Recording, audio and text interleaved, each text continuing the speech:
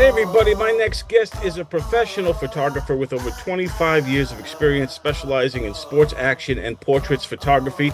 He has served as the team photographer for the Carolina Hurricanes since their inception in 1997 and as a senior photographer for Topps Trading Cards based out of New York.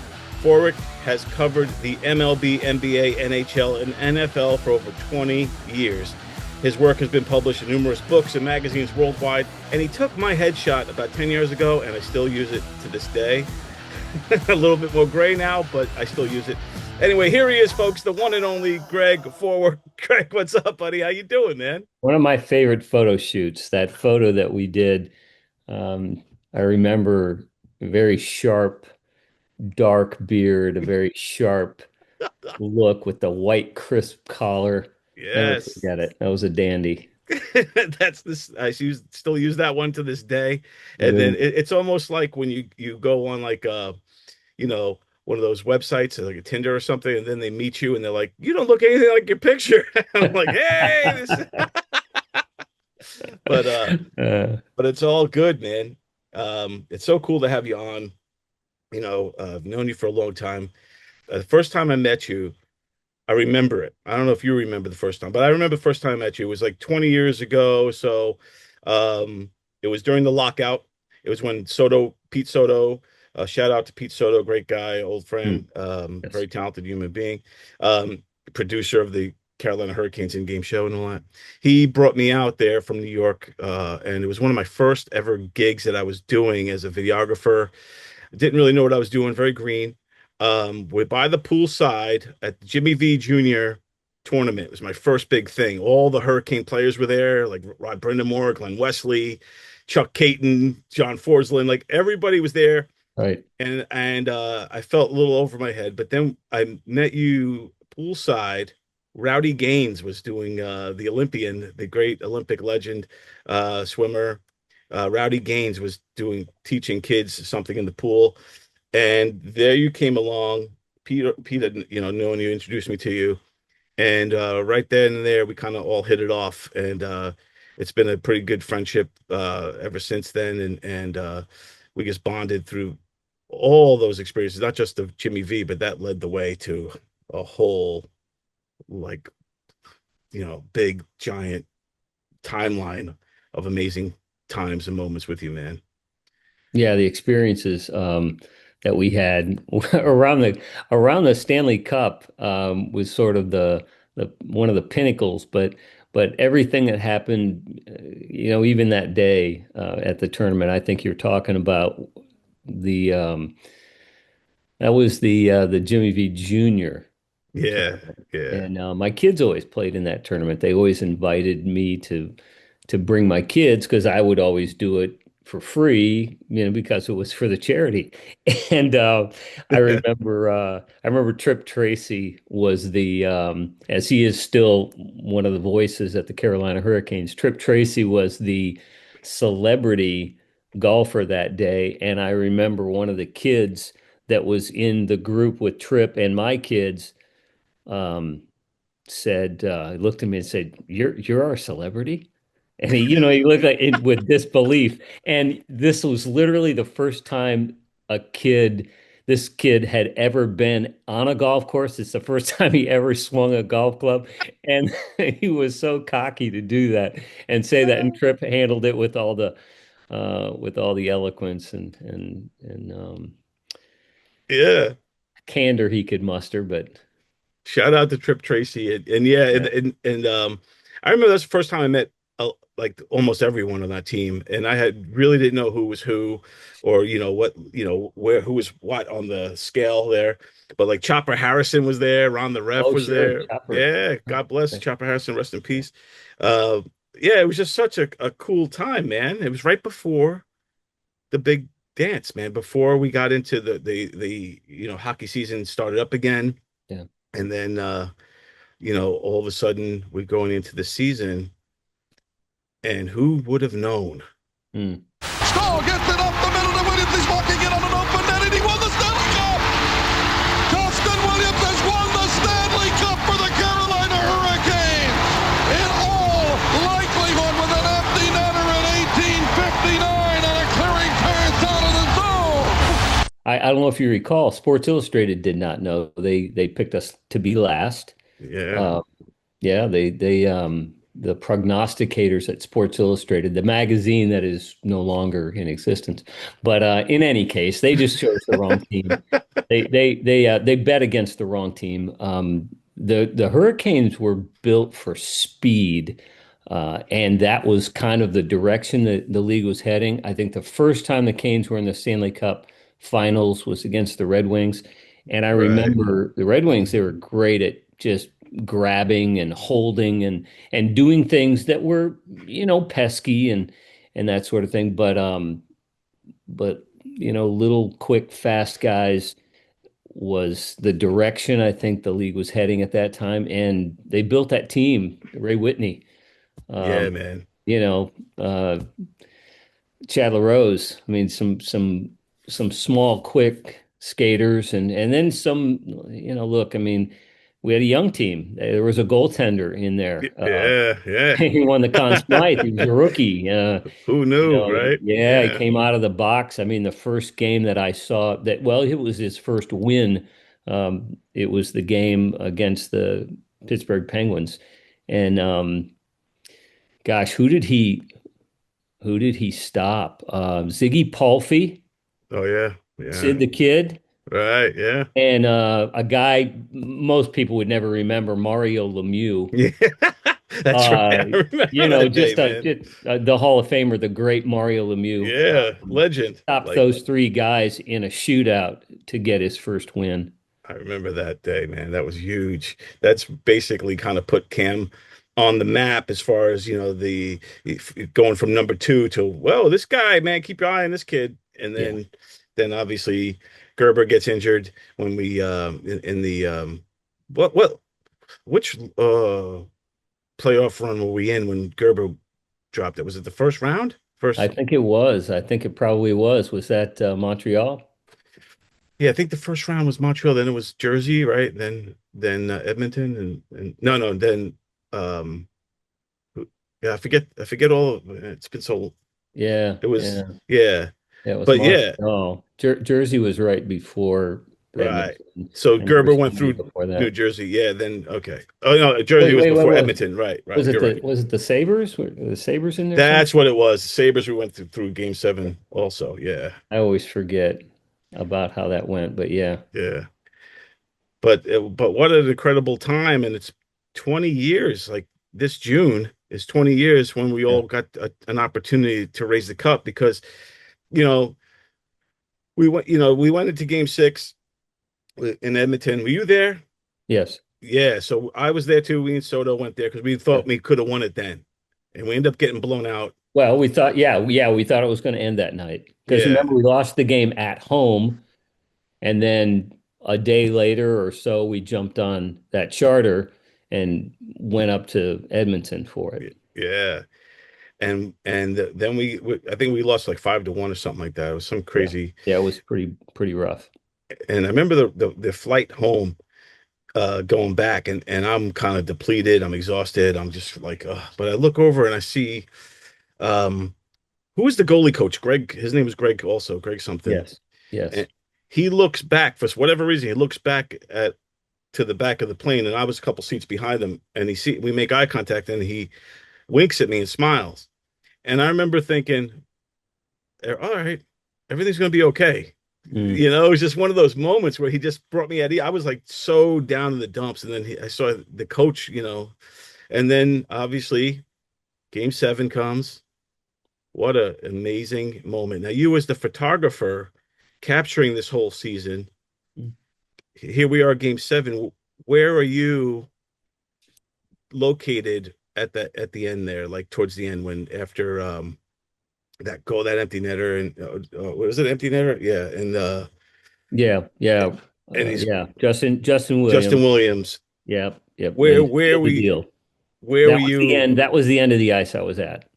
So, so I was looking. Everything was looking pretty good. And when he buried that one into the net, I put my camera into the bench area, and when I look back at the photo, of course, everybody's celebrating, but I look back at the photo, there's one guy in the center of the bench area in the seats with his head against the glass and his arm like this, and he's wearing an Edmonton jersey. And it's the only Edmonton jersey I can see, and he's literally in the center of the photo on the glass having a moment. I loved that photo because Wow. everybody in front of him celebrating. And of course, I got the picture against the glass with Justin Williams and people celebrating with him. And as soon as the bench emptied, I got the picture down ice, um, and everybody was celebrating. And As yeah, a photographer, dude, when you're in game mode and you're also close to the team and you're part of the team, how difficult is it to stay focused and realize I got to capture these pictures rather than jumping around celebrating? You know what I mean? Like, how is it to kind of rein yourself in? And like, is it a conscious decision or is it just this is my job? I know what to do. Like, what goes on in those moments when it's extremely exciting, times are happening, and you're excited? How do you focus? um, I think I think that was the first championship big moment that I can ever remember covering that meant something more than just a big win. So that being the end of the season, that being the most coveted trophy in all the sports, the pinnacle. Um, that one, because you remember you witnessed it. Nobody sat. Right. They stood for 3 periods. Yeah. Howard Siddell and I were just talking about that. He was director of marketing back in those days. And he and I were at dinner at spring training, and we were regaling the same stories. And he said, that was what they wanted that game to be. Nobody would sit, that the building would be full, and the loudest building in the NHL. Yeah. So it was that. I don't even remember everyone standing. I just remember I couldn't stop thinking about what it would be like if we were to win that game. And and then I heard later, yeah, nobody sat. Everybody stood the whole time. Right. But when I ran onto the ice, a security guy tried to stop me, and I just showed him my credential, and he said okay, and he got me on there. And then they held up a rope, kind of to hold all of the media back, and I held up my badge again, and they were like, no, you can't go in. And I was like, try to stop me. And I literally, because honestly, I mean, Glenn Wesley was getting the cup at that moment. Yeah.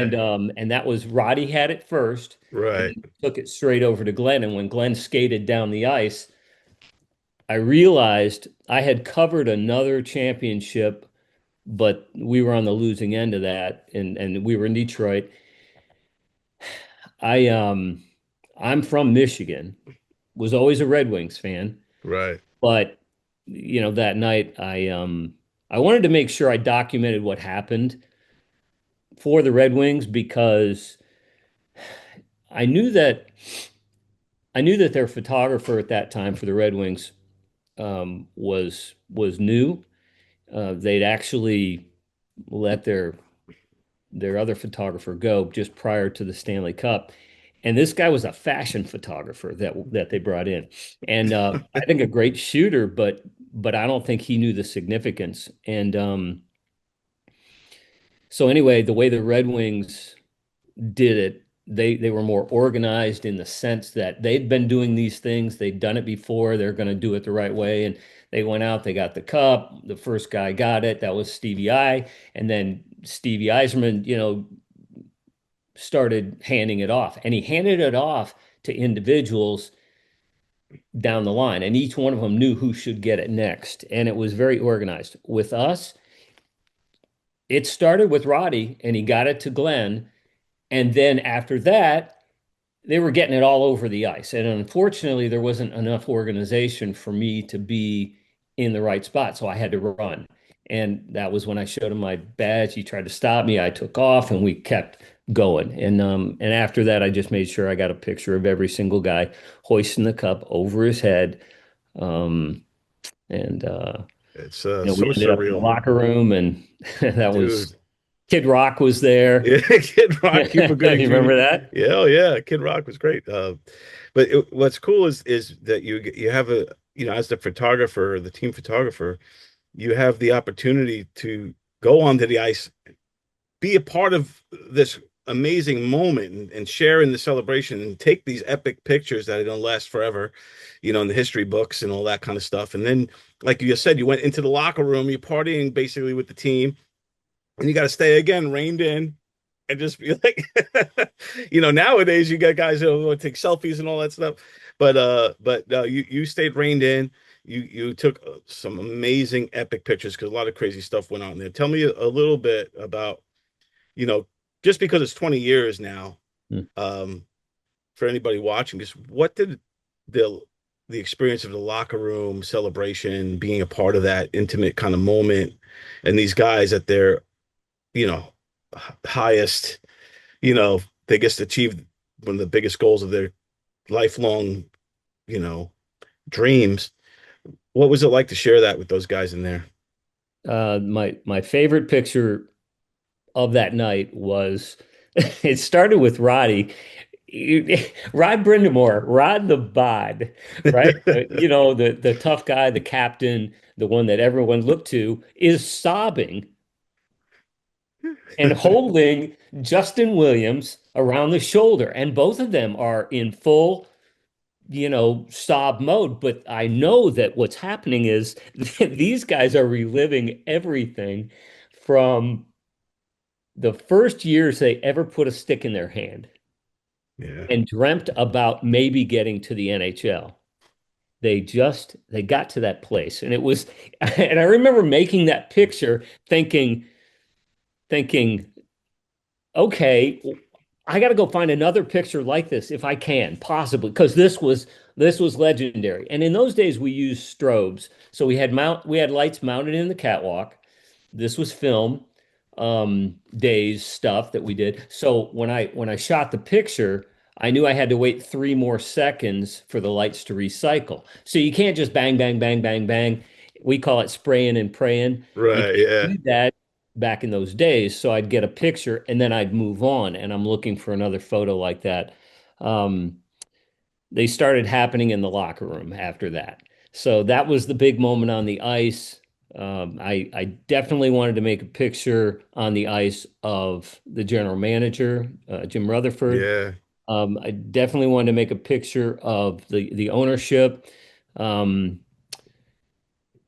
the cup, and of course his son Jason. I wanted to make sure I got Yeah. that picture.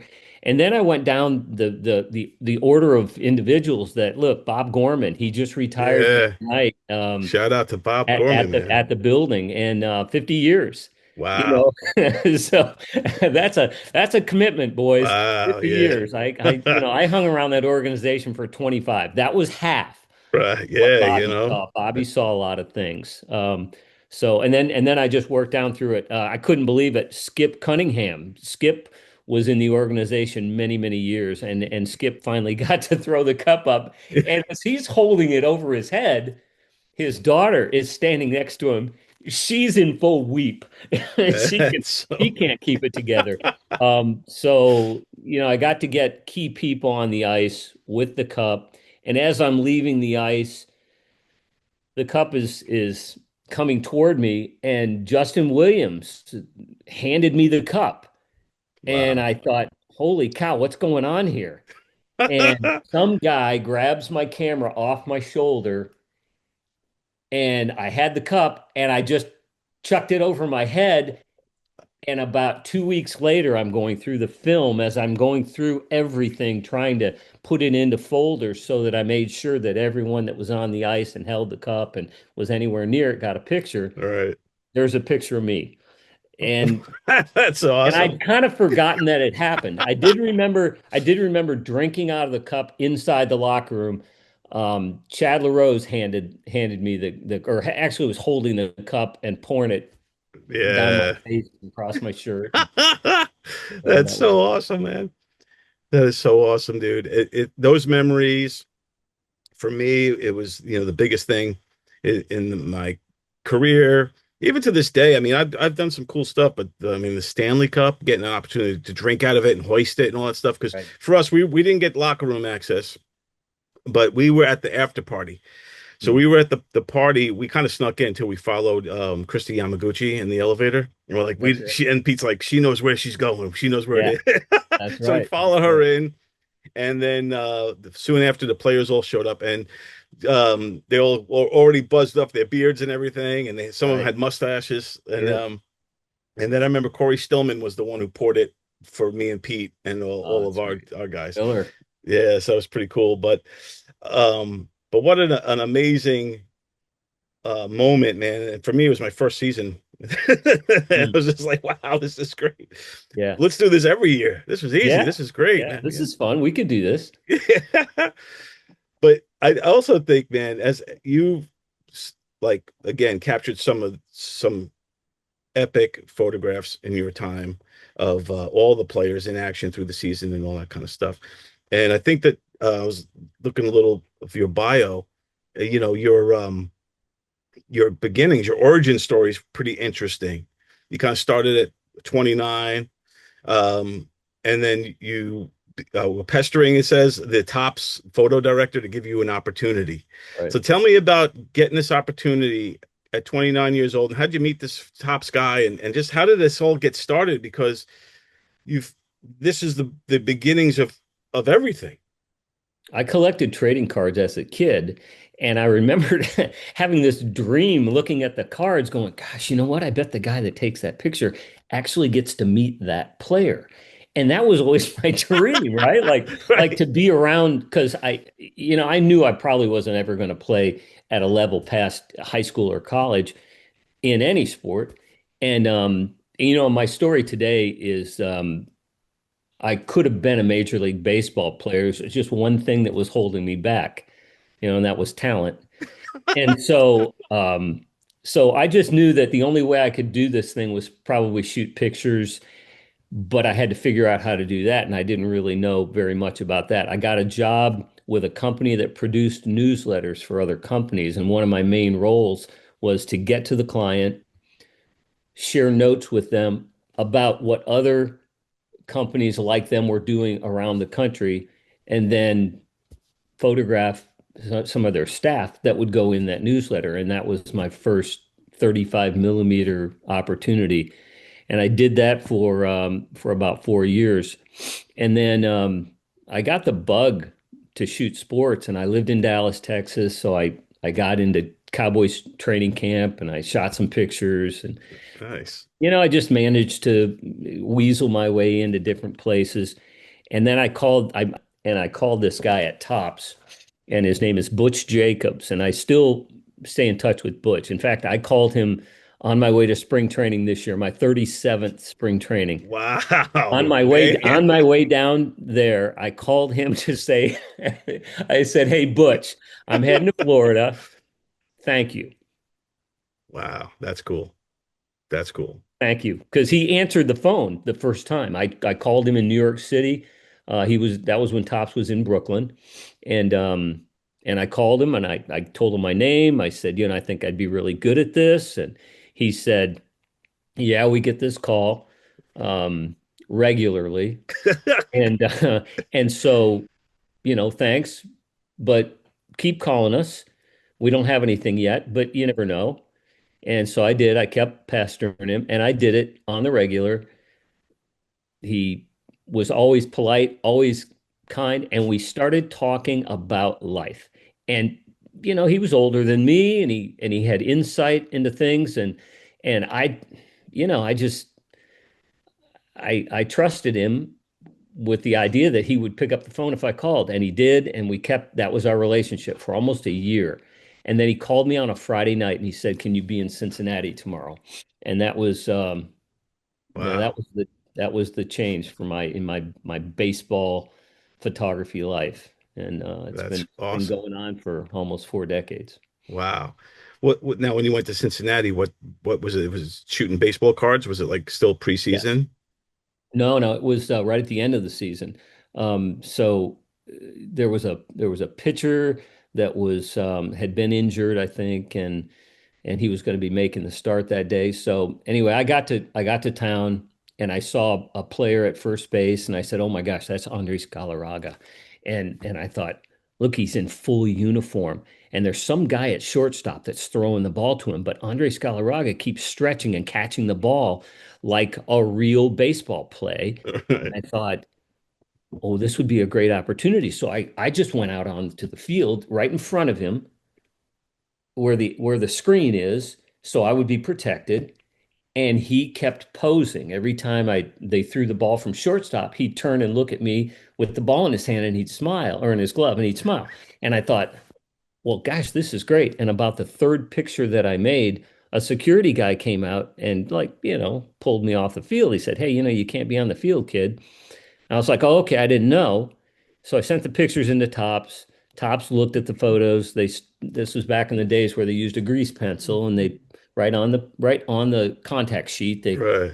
the pictures that they liked, and they'd pass them around the table, and they say, "Hey, where'd these pictures come from?" And Butch said, "Some kid down in North Carolina. I hired him, 25 bucks a roll, and he just, shoots pictures for us. We had him shooting some football for us and everything, but I thought I'd try him out in baseball." So anyway, I got the opportunity to get in front of some other people with the pictures and stuff, and then Tops called me and they said, "Hey, so we got some cool pictures of you making pictures. I mean, pictures of you making of Andres Galarraga. How did you make those pictures?" And I told him, and he said, "Well, you can't go on the field." I said, "Yeah, I know. The security guy told me that same thing."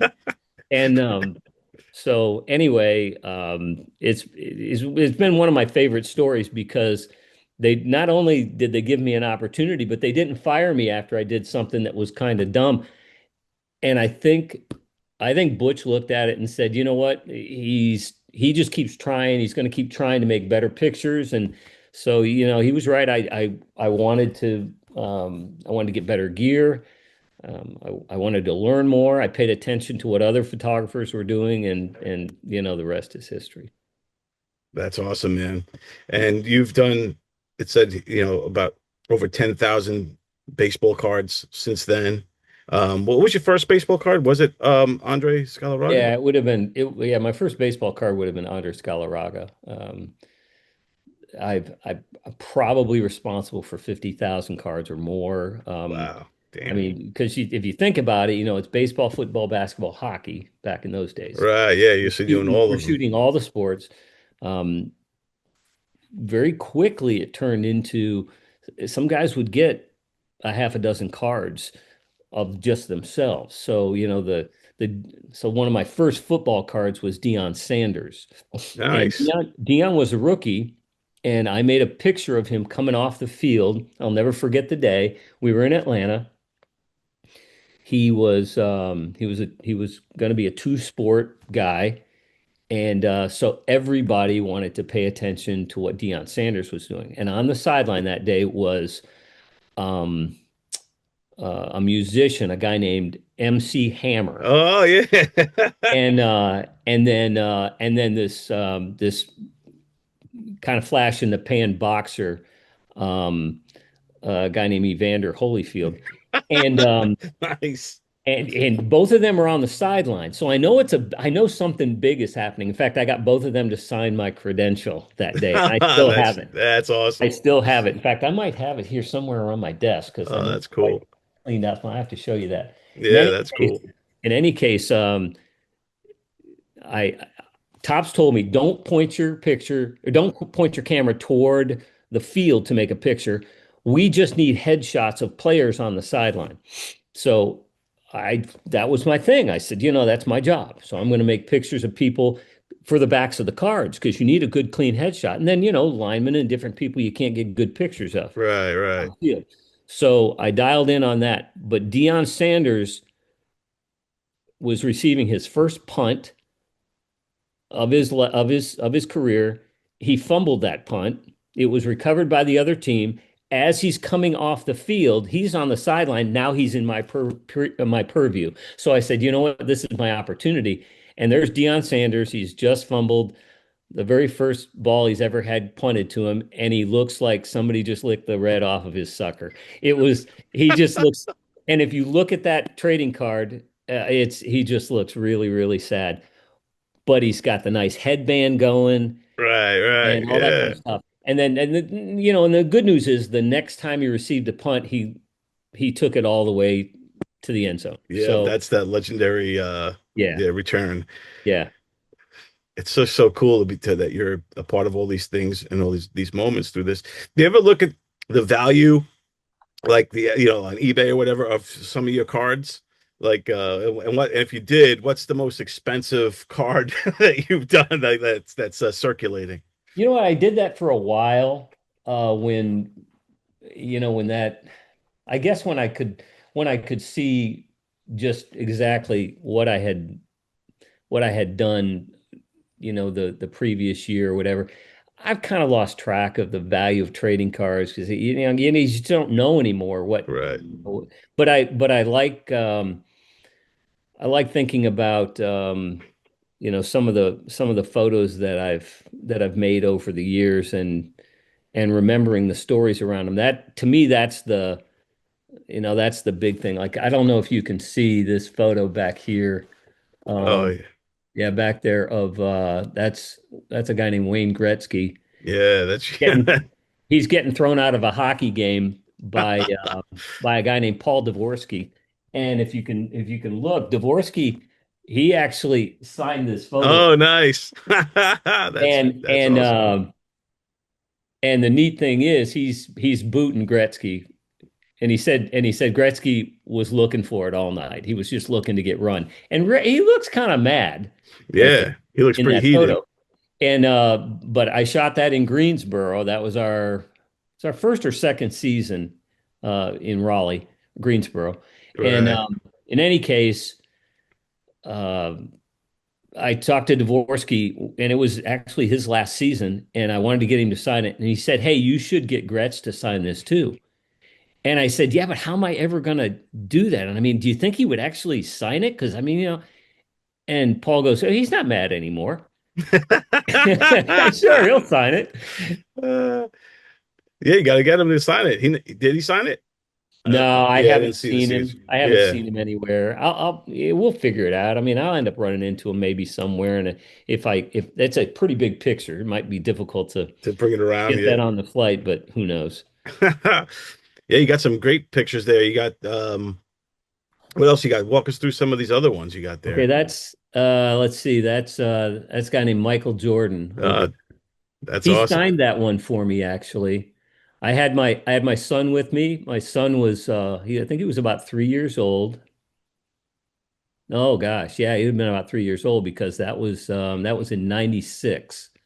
Wow. And yeah, in that photo, Horace Grant was at the top of the key, and I was going to make another one of those back of the card headshots, and I had a 400 millimeter lens with me because that's how you make that nice, clean, tight shot. Right. And that's obviously the wrong lens to be shooting a picture of a guy who's getting ready to step in to the side, uh, like on the free throw. And it was Michael Jordan. And I saw Michael Jordan's silhouette and I said, oh my goodness, I got to make this picture. And so what you're looking at is what I was seeing through the camera lens. Wow. Very, very tight. This was back in the strobe days. So it's one frame, click. And when I got the slide back the next day, because Wow. it was film, I couldn't believe it. The sweat, it was It's just tack sharp on his eye. I mean, just it couldn't have been a more, I think, perfect opportunity to photograph Michael Jordan because he was focused, man. Like look you at that. That see the picture look on. says it all. Yeah, it's just like they say, a picture says a thousand words, and these a lot of these photographs all tell stories. Yeah. Pretty incredible. Pretty incredible. And when you look at, especially with all your pictures, but as a photographer, with baseball cards, with the collectors and the trading of cards and the business of cards, um, all sports, but mainly baseball. Your work kind of lives on forever and ever, and the value might ebb and flow, but these cards are in circulation for everybody more so than like, they can get a book or something and see your work in the books or on posters and things, but the cards, it seems like it's got a little bit more personal to the consumer, Right. and to be a part of that, and for the kids and even the adults who collect cards, I mean, these things are framed, that, you know what I mean, like they take on a life of their own, and for you to be the engineer behind that, Right. does that ever enter your mind when you're doing these pictures, like this is going to be forever type of thing, or do you just like looking to for the It pose? does. I've had kids walk up to me and say, "Hey, do you know who shot this picture?" Because they see that I'm wearing a top shirt, and I look at it, and then and if it's something that I've done, I say, I shot that, and they go, "No way!" And they'll want me to sign the card. I'm like, "Hey, kid, you don't want me to ruin the value of that trading card right there." Um, but that's happened to me, and it feels pretty good to know that there were times when I thought, Upper Deck, they're the trading card company, that they're the new card company. And I never wanted to jump ship. I always said, gosh, I'm working for Topps baseball cards. Like, this is Topps. That's the They've been around since the 50s. They created what's known as the modern day baseball card. And so when I met the creator of the modern day baseball card, actually his photo's right here. Hold on. All right, cool.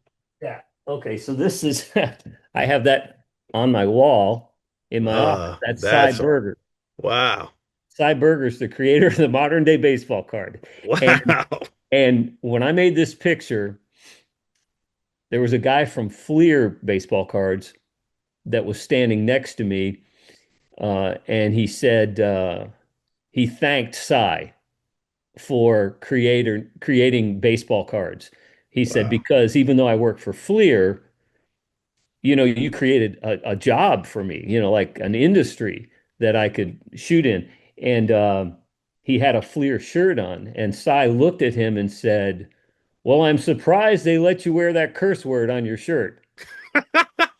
And that's how that was Cy. He was always friendly to everyone, and of course, I ended up making the same picture that my friend Mitchell Haddad is his name. Mitch made this picture of me, and I made one just like that for him. Oh, that's awesome. Yeah, next to Cy. That was a pretty neat moment. That is super cool. That is super cool. Yeah, because the creator of the baseball card Yeah. and the industry of baseball cards has been, growing and growing. It ebbs and flows, but it's going to last be forever. Yeah. As long as there's baseball. Well, right now we're owned by a pretty big company, Fanatics, and they have a lot of great ideas. The staff that they have now seems to be all on the same page. They have a lot of new ideas, which I think that's the essence of everything in terms of a company surviving. You have to have new ideas. You can't just live on your laurels, let's say. So, but the communication this year at spring training was excellent. I was getting input from people that every day, they're thinking about the product that they're working on, and then they're seeing images and they're thinking, oh gosh, well, if we did this or if we did that.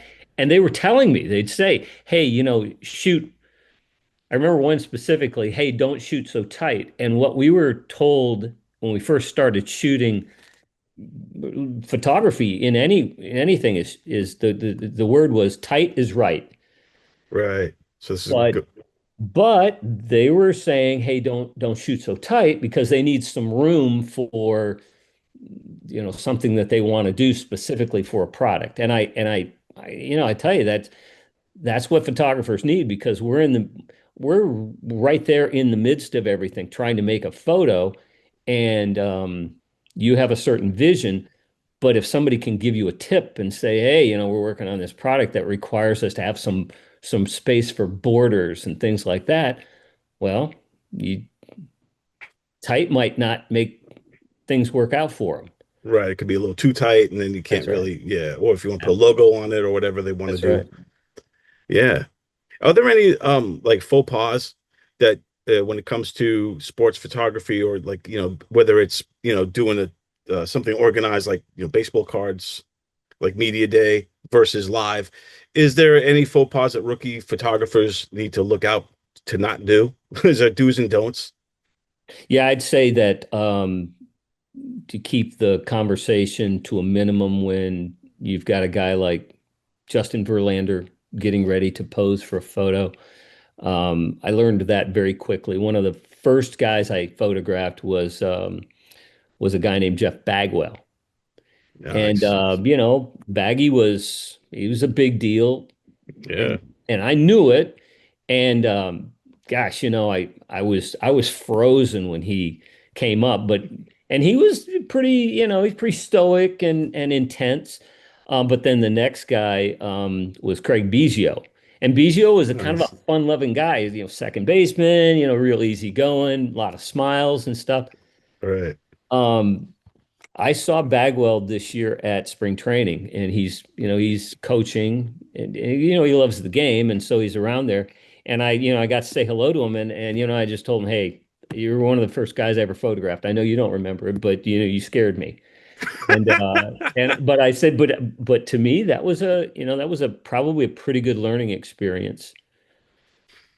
So what were you like talking to him and he didn't want to talk to you or something like that? Well, you don't even really know what to say. So I mean, the term, turd in a punch bowl was kind of how I felt, Right. like, oh gosh, I don't even know if I should be here. I mean, this is really Right. kind of a Yeah. big deal. And I don't know. I mean, I probably got stars in my eyes a little bit, because it was somebody that I recognized. It's Jeff Bagwell. And Yeah. so, I would say one of the things that probably young photographers would need to keep in mind is do your homework before you get there, because if you think you're going to walk into this and just be able to freelance your way through either the conversation of setting them up for the photo or whatever, do your homework first, because you need to know where the light's coming in from. You need to know, just kind of Right. what their personality is like. Do your homework a little bit. Being a photographer, and I know this too from media days, being a videographer, and a lot of times we work kind of side by side, different like rooms or whatever, and we work together. So, but again, I only work with our team, like with the Carolina Hurricanes, or if I was the Atlanta Falcons, I never work with an array of different teams and different players. But as a photographer, you are dealing with so many different egos and so many different personalities, and these are top of the line athletes that are well protected by their PR team and all this other stuff, and you really got to kind of be careful how you navigate, but you also have to have the right personality to fit in with the PR guys, with the security guys, with this guy, with that, like the photographer, you're dealing with so many levels of people, from the guys at the door to the other photographers you might be working alongside, to then finally to the players, to the PR team, the management, the owners. How do you keep yourself? I mean, because you got a great personality. Everybody loves you, and you're just a good human being. Like, so how do you navigate through all these different egos and to be personable with all these different levels going in? Oh, you're right about the way there's always someone there to protect the athlete, and that's usually a PR guy. And some PR guys are better than others just simply because they're more comfortable with the athletes too, and they know that they don't have to act like an enforcer and create an atmosphere that's either intimidating or difficult for us to do our jobs, because we have a job to do also. I've been told by different PR guys, when an athlete came in, they would say, "Okay, make this quick." And Right, I right. and I won't name names, but even this past spring, um, I was told, oh, you're going to have to be quick on this guy. He's got to be really, really quick. And I guess part of it was because they were going into the USA Baseball Classic was getting ready to come up, and some of these guys are going to get bombarded again and again and again, Right. and it's difficult for the PR guy to deal with having to say the things that he has to say simply because there's his job is to kind of protect the athlete, and he's got to do it over and over and over, and he kind of looks like the bad guy. Right. I Yeah. had and the same PR guy came back to me and said, "Hey, thanks for understanding." Said that later, and Right. I I feel bad for them in some ways. I mean, other times I was told by a player, one picture, one shot, and this has been a few years ago. Wow. He's no longer playing, but I remember him saying that, and I just said to him, "What if you blank?" Because That's the best answer. Yeah. yeah, and so I mean, it's like any job. You figure out how you can keep things light and friendly, and just try not to be adversarial. Because in the heat of things, I mean, it can get wild. I remember, and I will say a name this time, and again, it was Deion Sanders, and Right. it was Cincinnati Reds. Um, we were getting ready to start photo day, and that the big guys are going to come through either really early or really late, Right. Yeah. and we hadn't seen Dion yet, and it was getting late, and one of the most, I would say, he knows he was a bit contentious, but he's also legendary. Was a guy, he was the PR guy for them at that time. His name was Rob Butcher, and man, I love that guy. I love him because he was a man's man. He got trained in the Yankees organization under the Steinbrenner regime. I said it that way for a reason because Right. Right. but I mean, that's a great proving ground. It's a great place to learn how to be a PR guy. And anyway, Rob Butcher was a good one, and he's trained a lot of people over the years, and was excellent at his job. But I remember Rob coming in and saying, "Listen, Dion is going to be late today," and we didn't know if he overslept or whatever happened, but this is early in the spring training, and Dion came in, and the first thing he said is, "I'm sorry. I will be here doing this as long as you need me." Wow. And we stayed. We stayed an hour later than every other player. Like every other player was gone. But we stayed because he was important to especially our product, and then for the wire services and things like that. But he stayed, and he did poses, he did all sorts of things, and man, I never forgot that. I never ever Wow. forgot that because he didn't make any excuses. He just came in and he said, "I'll give you as much time as you need." That's huge. It almost makes it worth it because now you have him for, he's kind of like giving you more because he Yeah, messed up. That's yeah, awesome. yeah, yeah. It was pretty neat. That's cool. And I got to meet Dion and work with him one time towards the end of my road actually with the Atlanta Falcons. I worked on a shoot, and super cool guy. I had a great experience with him also. So I'm glad to hear that as well with you, because I like Dion. Yeah. And I know he's watching this, so shout out Dion. How you doing, buddy? Yeah. I also you're in the Cactus League Hall of Fame, How inducted about that? in Oh, 2015. I got my plaque, right? My plaque on the wall right here. Nice. Yeah, you are a Right Hall here, of baby. Famer. There it is. Oh, it's kind of heavy. I'll hold it up. That's huge, man. Granite, baby. Yeah. That is awesome and very well deserved.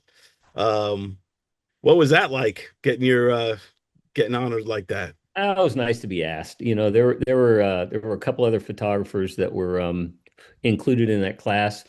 And it's just an honor to be included in something that other people are in that you admire, and you think, gosh, just to be named in the same sentence with somebody that has actually accomplished something pretty significant.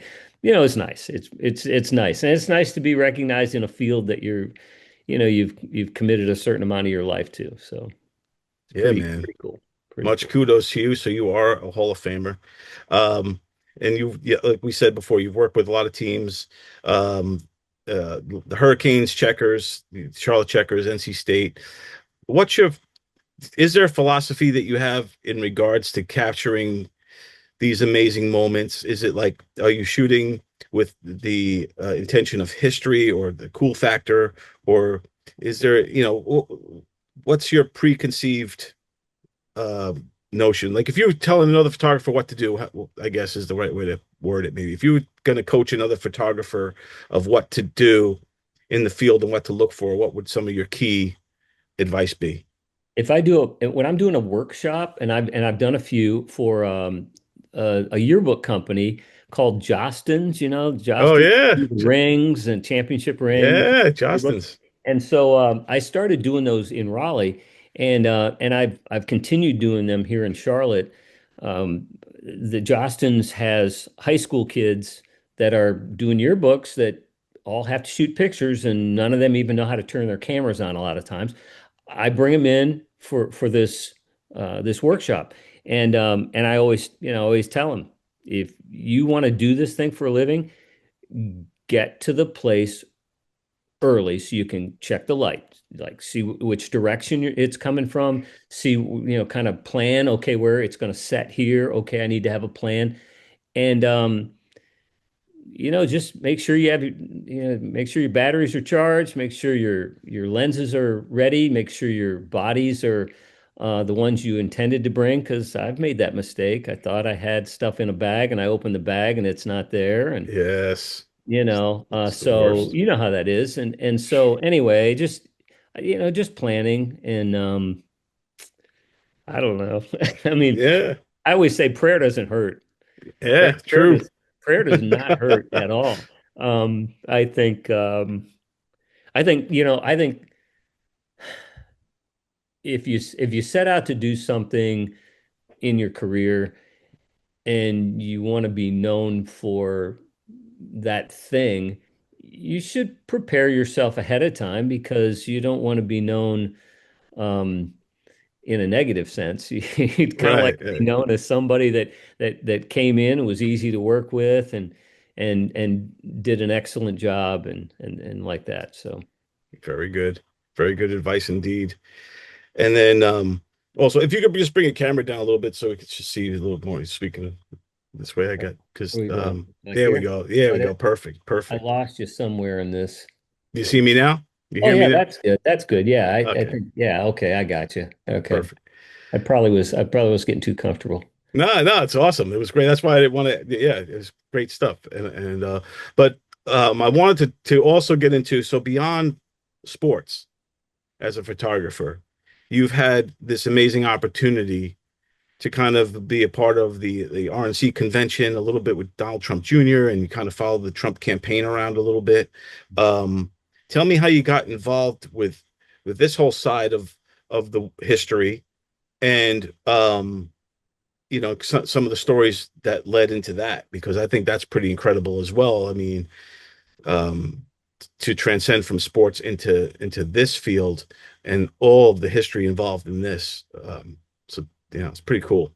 Yeah, it's an interesting transition. I'm not I'm not oblivious to the fact that sports and politics are not exactly the same kind of atmosphere, but in a sense they sort of are, because a, a, a Trump rally is kind of like a Super Bowl. Um, it's really something, because there's music, the crowds are huge. The atmosphere in 2020 was unbelievable. I got into a group of creatives during the pandemic, and we didn't know what we were going to do for a living. And so there were some guys in Dallas, Texas that I knew pretty well, and they invited me to get into this Zoom call thing. And what's a Zoom call? Well, it Right. looks like Exactly. this and that sort of thing. So anyway, we were chatting, and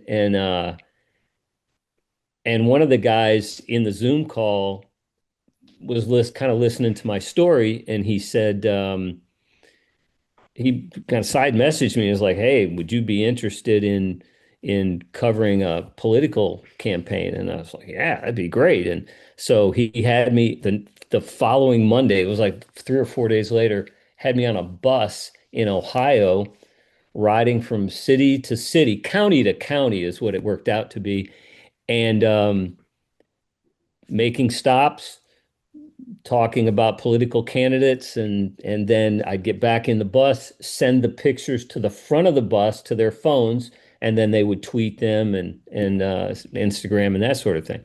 Wow. And so then I caught on following Don Jr. around, and so I would cover the campaign event, and then I'd end up at another campaign event for Don Jr., talking about his father and that campaign, and that was in 2020. And I noticed that on the schedule there was going to be an event in Charlotte that uh, was actually with the President of the United States, which is who I wanted to see and be around because that's the Super Bowl. Right. Yeah. The playoffs are great, but Right. I wanted to experience that. And so I went out and I planned just like I tell everyone, make sure you're planning your day. I went to the airport first thing the morning of the rally, and I just started looking around and I saw these scissor lifts, and I said, "Are we going to be able to use these?" And they said, "Yeah, that's why they're here." And scissor lifts go pretty high, but not as high as the tower that I could see about, I'd say, a couple 100 feet from the stage. And I Right. thought, man, if they fill this area right here, this could make a pretty cool picture. And of course, the area was full. And I asked permission that morning, and then I asked permission again before I climbed it. And now picture this. I'm wearing a suit, tie, I'm wearing dress shoes, and I'm climbing a metal, like runged stair, like ladder kind of thing, sort of, Right. and climbing this thing, and with my camera gear all draped off of me because I want to get up there and I want to make a wide shot and then I want to make a tight shot at the podium, and I managed to do that, and my contact the next day said that I looked like I must have been pretty comfortable at that event because I made a picture from up high and I made pictures from behind and over the one side and over the other side. Well, that's what we do when we cover sports. When we're trying to cover it from every angle that we can possibly Right. do. Yeah. So, because you want to make the same picture look different. Right. Yeah. Um, And so separate anyway, yourself from all the other photographers. well, then that's the other thing. I wanted to stand out if I could. Yeah. And so anyway, that went really well. And the feedback was, I think we're going to just start putting you on rallies. So that's what I did. And I started back and forth across the country, different events or different venues.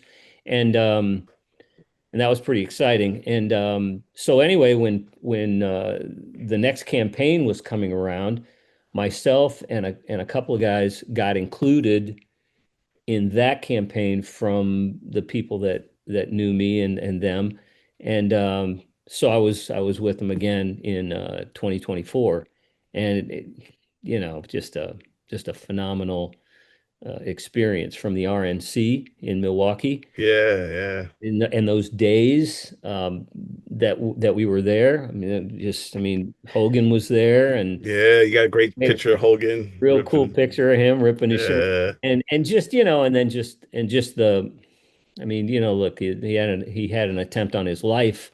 Yeah. Just the first day we were at the convention, he was in Butler, Pennsylvania, and that happened, and uh,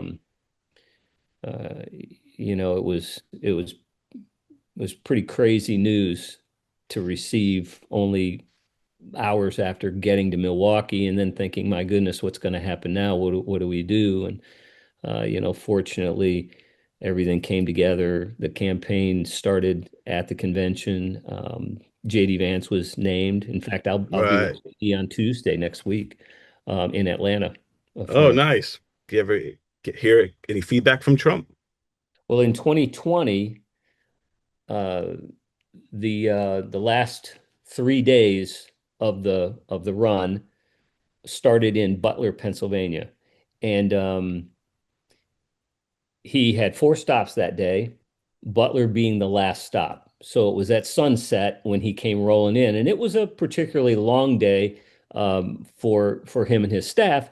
And when they got there, the crowd just kept building over the day, and it built and it built and it built. And if you remember, in 2020, they kept saying, "Yeah, nobody's really showing up at his rallies." I mean, they say there are a lot of people, but there aren't. Right, yeah. And one of the things that I was told was get pictures of the size of these crowds because we can't prove it through the media. The general media doesn't want to show these big crowds. And that state, being a swing state, was important to be able to document that there were not only people there, but they were people, the workers, the people that make this country move. And so energy was a big part of that particular day. And the event was kind of wrapped around the idea that fracking might someday get canceled. And they might not allow anyone to be fracking anymore. And a lot of people made their money in the fracking industry, Right, yeah. oil. So as the day went on, I could tell that I wasn't going to be able to get on the scissor lifts and make the picture that I needed to make because there were way more people outside the scissor lifts than inside. So I wouldn't be able to even get a photograph of them.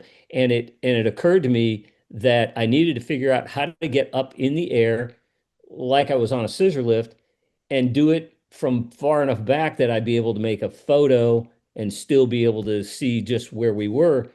And I kind of eyeballed this fracking rig that they had as a prop there, and they had some Trump signs on it and different things, and I made a picture of that as when the day started, but then late in the day, and I realized, gosh, I'm not going to be able to make the right picture unless I do something to get in the air. I went, oh, that fracking rig has a ladder on it.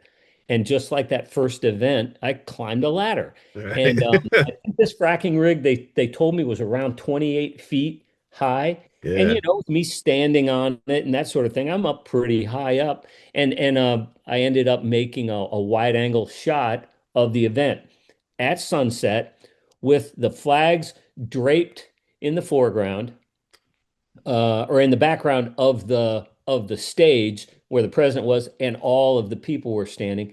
Right. And you could get a sense that this photo is showing 50,000 people. Right, yeah. And I mean, it literally was a contentious photo then for several days, or I should say 3 days prior to the election, because Rush Limbaugh talked about it on Monday morning, and he started talking about the photo. I was literally going into the final event before the campaign ended, and I was in my hometown up around Traverse City, Michigan, and he was describing the photo, and I was like, "That's my picture. I know that's my picture. That's my photo." He said he saw it on Twitter, and so I was just at an event in the fall of last year, and I was talking to somebody who was at that event with me in Butler, Pennsylvania in 2020. And so I'm standing here talking to this young guy, and he said, "Hey, do you remember that photo that you made?" And I said, "Oh, of course." He said, "That photo was very contentious. A lot of people said that it never really happened, that was actually photoshopped." And I said, "No, I climbed a fracking rig to Right, get yeah. that photo, and I said, and I also made a picture of the fracking rig after I shot it because I wanted to prove that I didn't move a scissor lift when there was a big crowd there to make this picture. I climbed a fracking rig. I don't want to get in trouble with our people. Right, yeah, I right. didn't want somebody to say, hey, you know how dangerous that can be? Because they would have said something like that. In any case, I made a picture from a fracking rig. And coincidentally, that's kind of what the event was about. Yeah. We're not going to end fracking. So anyway, I'm on top of a fracking rig making a picture that I look back at now and I think, gosh, it's pretty amazing.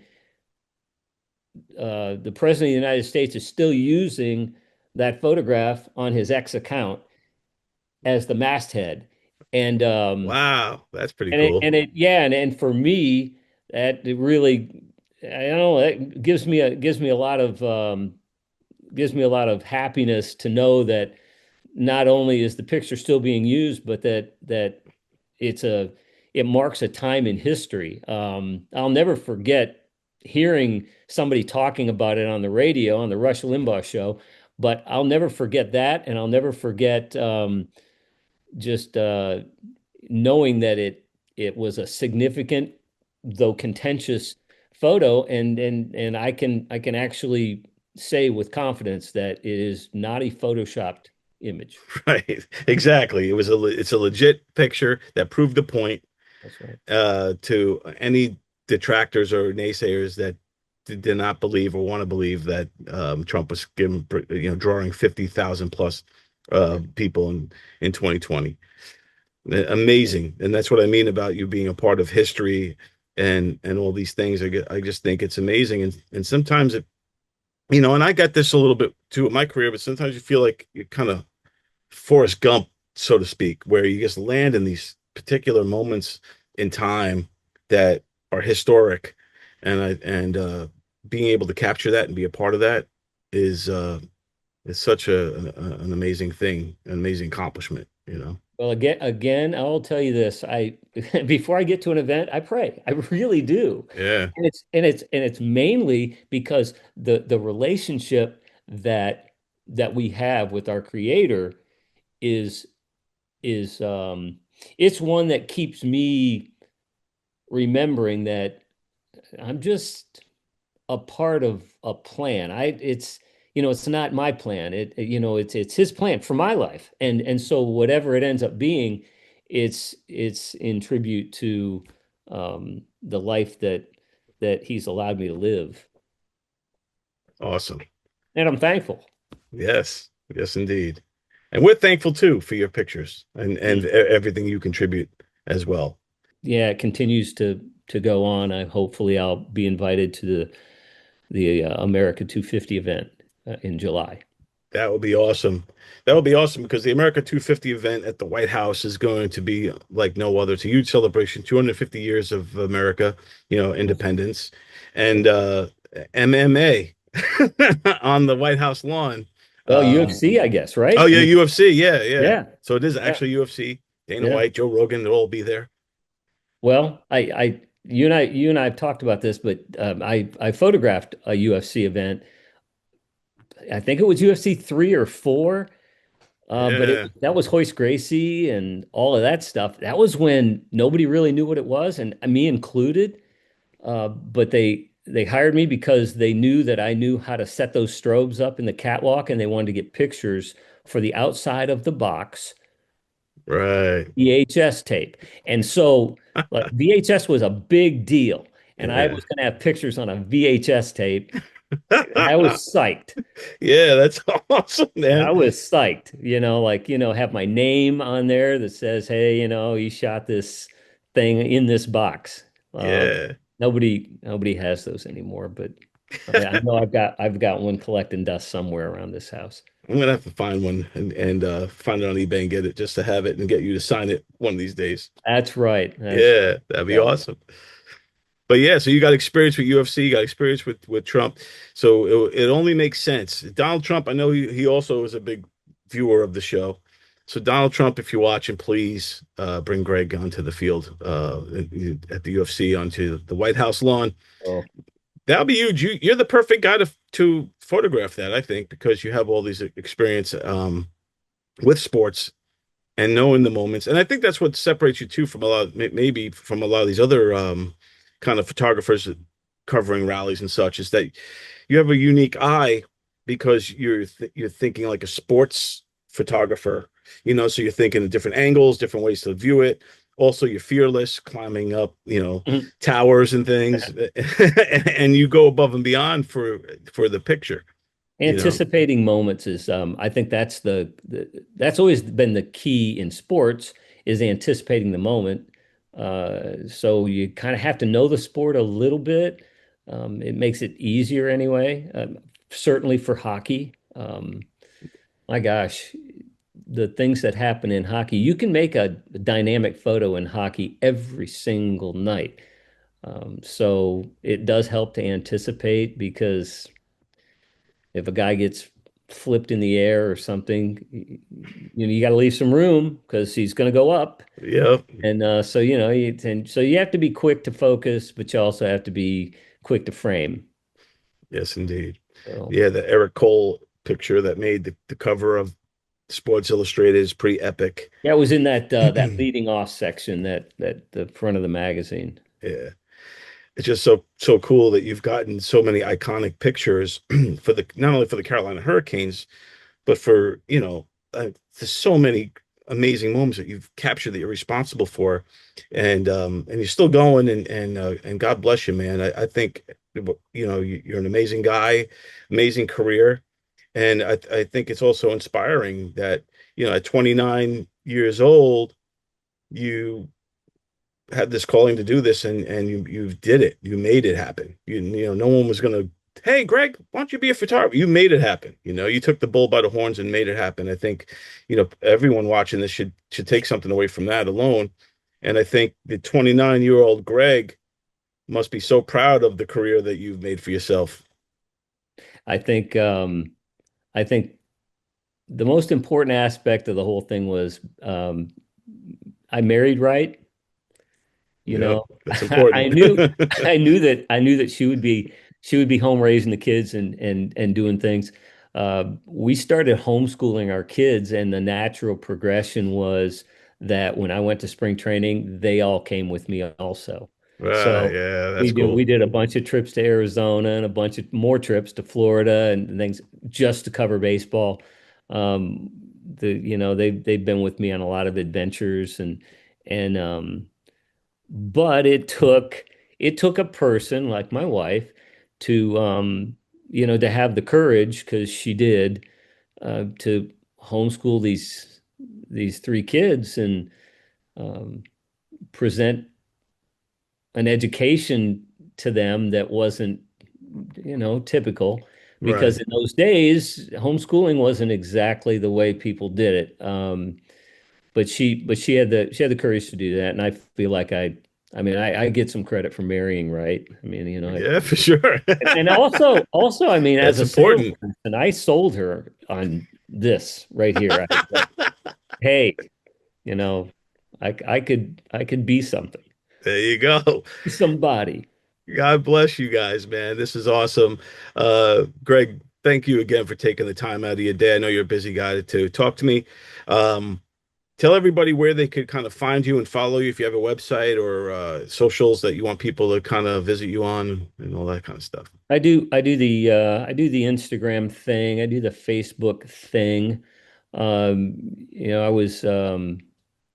I was with Getty Images for a long, long time. In fact, I actually have some pictures that I just found recently of Derek Jeter back when he was 18 years old that I Wow. photographed him in Wow. his first professional season as an A-ball player.